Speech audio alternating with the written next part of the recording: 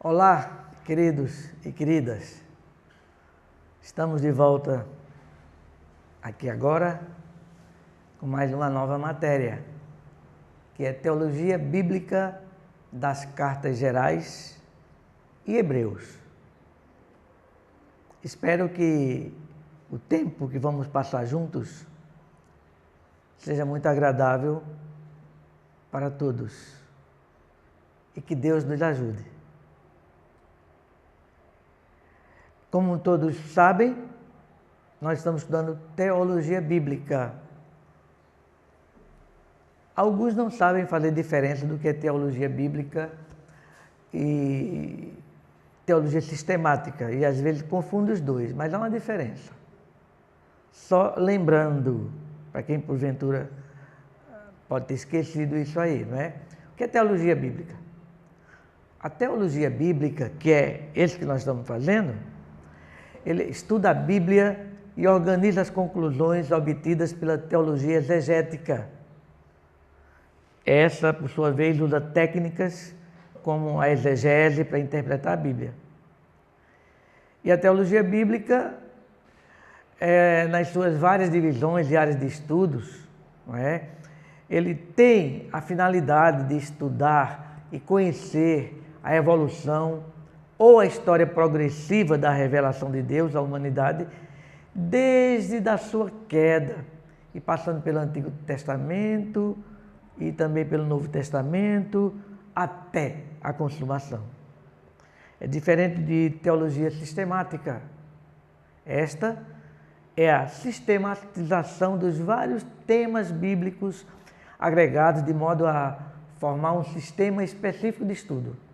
Por exemplo, tudo que se refere a Cristo nas passagens bíblicas é agregado num sistema chamado Cristologia, que será então objeto de estudo pelos exegetas e hermeneutas. Então há uma diferença.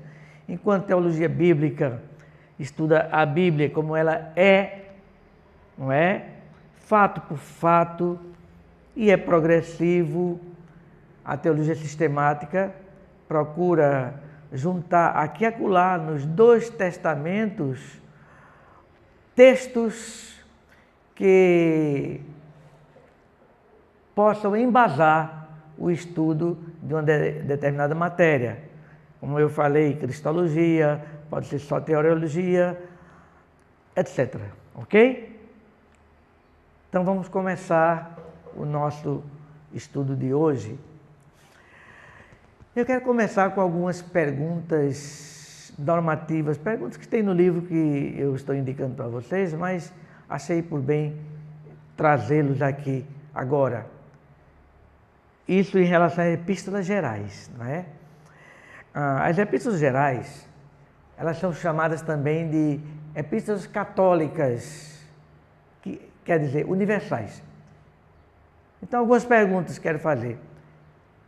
Tiago, que é uma epístola geral, não é? Qual Tiago escreveu a epístola que tem o seu nome? A quem ele endereçou?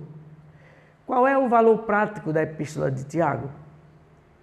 Como comparar a sua doutrina de obras da fé com o ponto de vista paulino da fé?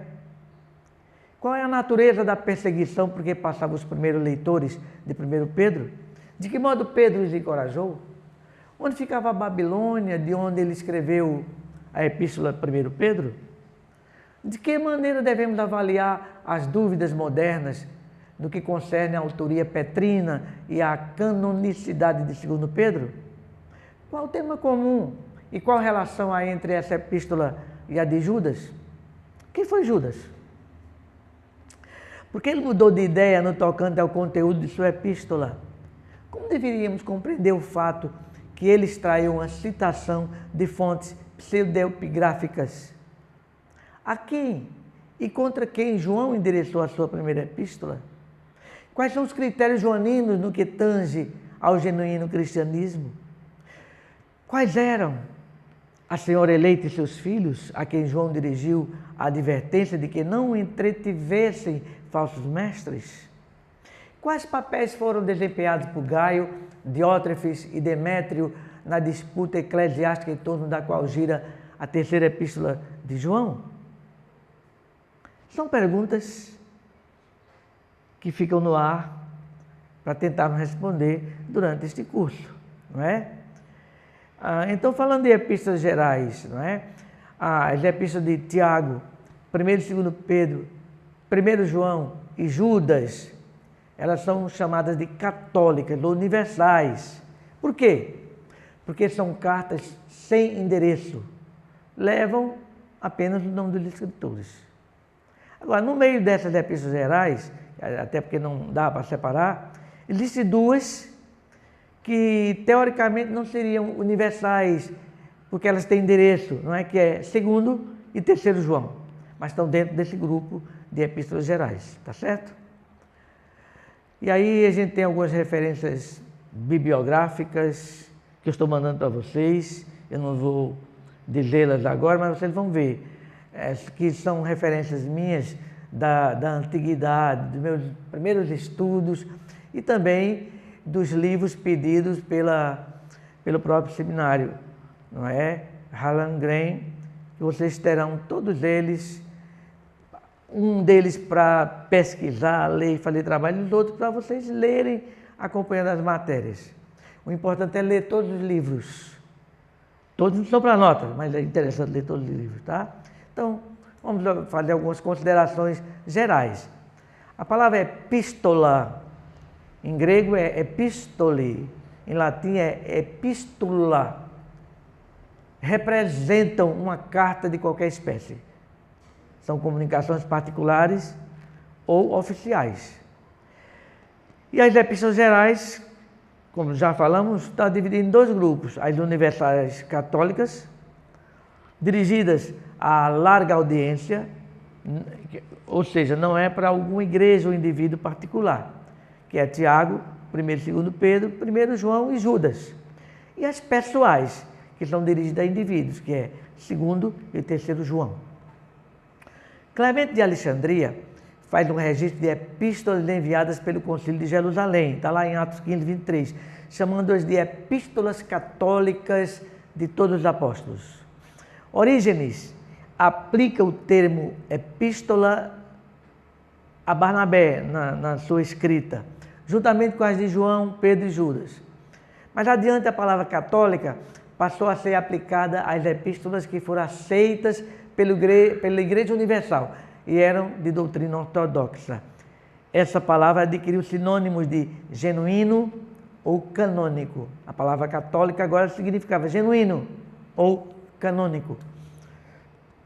Existem outros documentos editados em nome de Pedro, mas Eusébio afirma: nada sabemos a respeito deles terem sido transmitidos como escritos católicos. As epístolas gerais foram escritas a partir de 60 depois de Cristo, período de perseguição e apostasia.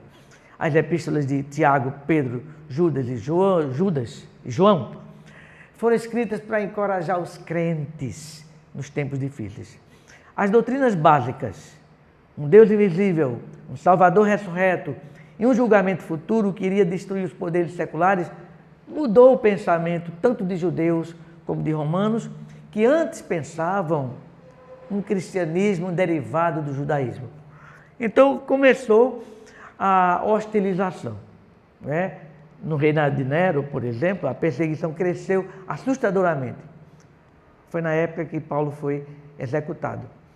As epístolas, cuja finalidade é encorajar os crentes perseguidos a continuarem na fé, não é?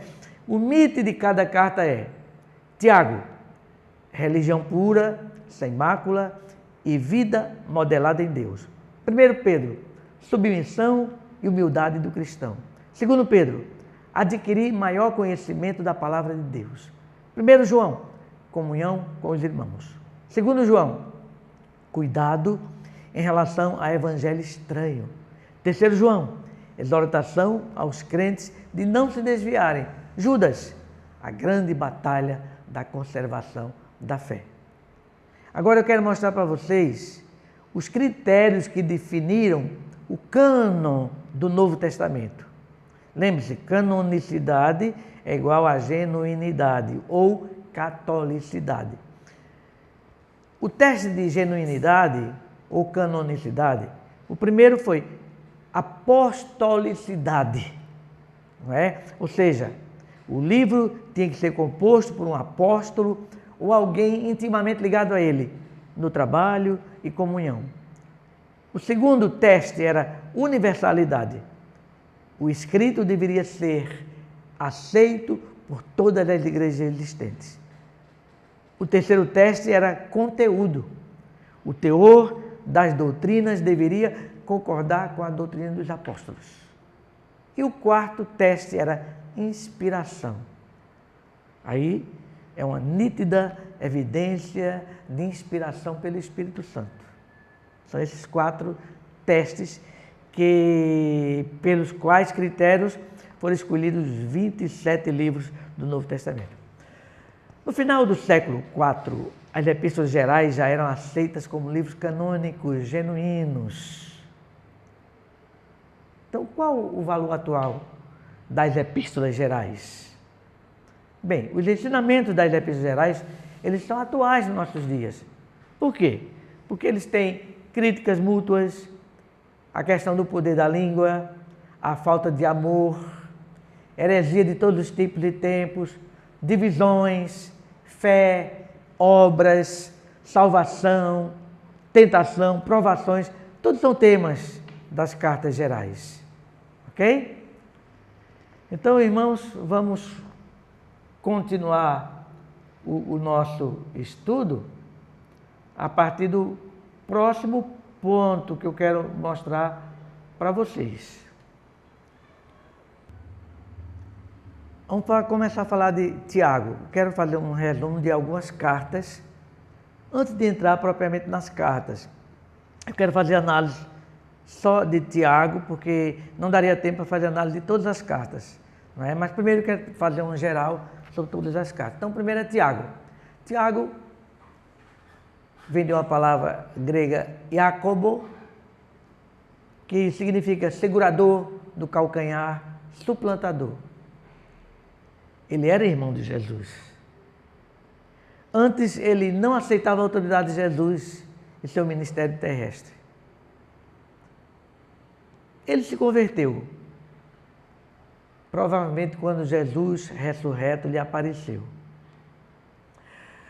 Tornou-se um dos membros liderantes da Igreja Cristã Judaica de Jerusalém. Vamos enviar alguns textos para vocês verificarem isso. A tradição afirma que ele foi o primeiro bispo de Jerusalém pelo próprio Senhor e os apóstolos. Eusébio falou isso aí. Tiago presidiu o primeiro concílio de Jerusalém, quando foi discutida a admissão de gentios na igreja cristã. Tiago sofreu martírio por apedrejamento às mãos do sumo sacerdote Anano durante o interrogatório após a morte do procurador Festo em 61, Anno Domini. Tiago é o autor tradicional da epístola canônica de Tiago. Agora, devemos ter o cuidado de não confundi-lo com Tiago, filho de Zebedeu, irmão de João, ou com Tiago, filho de Alfeu, que era chamado Tiago Menor, ou ainda Tiago, um desconhecido. O livro de Tiago só recebeu o reconhecimento no IV século devido à incerteza sobre a identidade do seu autor. Existe uma tradição de que tenha sido Tiago, filho de Zebedeu, martirizado muito cedo. Somente quando acreditaram que o provável autor foi Tiago, irmão do Senhor, consubstanciado com o título de apóstolo dado por Paulo, o documento satisfez o critério de canonização, apostolicidade. Lutero não aceitava esse livro, porque no seu entendimento entrava em contradição com a doutrina paulina sobre a justificação. O endereço da epístola: as 12 tribos que se encontram na dispersão, não é? A obra tem um caráter homilético, com sabor judaico-cristão, seu reflexo da literatura posterior de sabedoria e das declarações de Jesus incorporadas no Sermão do Monte, não é? Ele poderia ser chamado um livro de sabedoria. A tonalidade de autoridade com que o autor fala está em consonância com a tradição que diz que ele foi o primeiro bispo da igreja de Jerusalém. A linguagem de Tiago demonstra que um crente judeu da Palestina, que teve contato com os gentios, escreveu o livro. E os pontos principais dessa conclusão são características hebraicas, perguntas retóricas, símiles vividas, diálogos imaginários, aforismos interessantes, ilustrações pitorescas. Alguns outros estudiosos acreditam que não foi Tiago, irmão do Senhor, que escreveu, devido ao não uso do nome Jesus. Tiago usou apenas 2 vezes o nome de Jesus. Agora, a epístola foi escrita entre 40 e 60 depois de Cristo.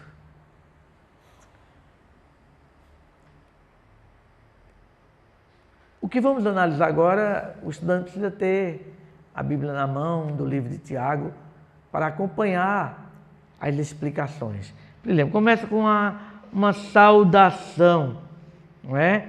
Uma saudação. Aqui no verso 1 diz assim: Tiago, servo de Deus e do Senhor Jesus Cristo, as 12 tribos que se encontram na dispersão, saudações. Não é? Tiago, veja bem aqui no texto, embora chamado apóstolo, prefere a identificação de servo. Servo aqui é doulos, doulos significa escravo. Ele diz: sou escravo de Jesus Cristo. E ele endereça a sua carta às 12 tribos de Israel espalhadas pelo mundo. Depois vem a segunda parte, que a gente chama de tribulação, que vai do verso 2 até o 11. E eu vou ler. Meus irmãos, tende por motivo de toda alegria o passado por várias provações, sabendo que a provação da vossa fé, uma vez confirmada, produz perseverança. Ora, a perseverança deve ter ação completa, para que sejais perfeitos e íntegros, em nada deficientes. Se, porém, algum de vós necessitais de sabedoria, peça a Deus, que a todos dá liberalmente, e nada lhes impropera, e ser-lhe-á concedida. Peça, porém, com fé, em nada duvidando, pois o que duvida é semelhante à onda do mar, impelida e agitada pelo vento. Não suponha esse homem que alcançará do Senhor alguma coisa, homem de ânimo dobre, inconstante em todos os seus caminhos. O irmão, porém, de condição humilde, glorie-se na dignidade, e o rico na sua insignificância, porque ele passará como a flor da erva. Porque o sol se levanta com seu ardor, o ardente calor, e a erva seca e a sua flor cai, e desaparece a formosura do seu aspecto. Assim também se murchará o rico em seus caminhos. Tentando traduzir o que esses textos dizem, não é? Essa palavra tribulação da Bíblia, ou tentação em outras Bíblias, vem de perasmos, que significa provações ou adversidades externas, mas isso com alegria. Os irmãos sofriam com alegria. O cristão deve se alegrar na provação e nunca por causa da provação. A fé testada no fogo da adversidade pode ser purificada e então fortalecida, não é? O fruto da perseguição é a paciência ou resistência. A paciência, que é a mesma coisa que resistência, leva à maturidade, que significa perfeição, que vem de uma palavra teleo ergo, que significa obra perfeita no futuro escatológico, conforme Mateus 5,48. Existe sim um propósito divino na provação. Quem tem dúvidas deve pedir sabedoria de Deus para discernir as provações. Sabedoria aqui é visão prática de vida, não é conhecimento teórico. Deus atende aos pedidos liberalmente ou generosamente. O pedido, porém, deve ser feito com absoluta fé. Quem duvida é como a onda do mar agitada pelo vento. Não pode esperar nada de Deus. Uma pessoa que duvida possui ânimo dobre, que significa fidelidade dividida. A verdadeira riqueza de alguém é o seu bom relacionamento com Cristo. E no verso 10 e 11, mostra que o regozijo do cristão rico deve ser entender os enganos das riquezas e não ter ansiedade de amontoá-las ou retê-las. As riquezas não são relevantes porque são temporais. Ok? Bem, nós vamos continuar esse estudo na próxima sequência. Então, até a próxima.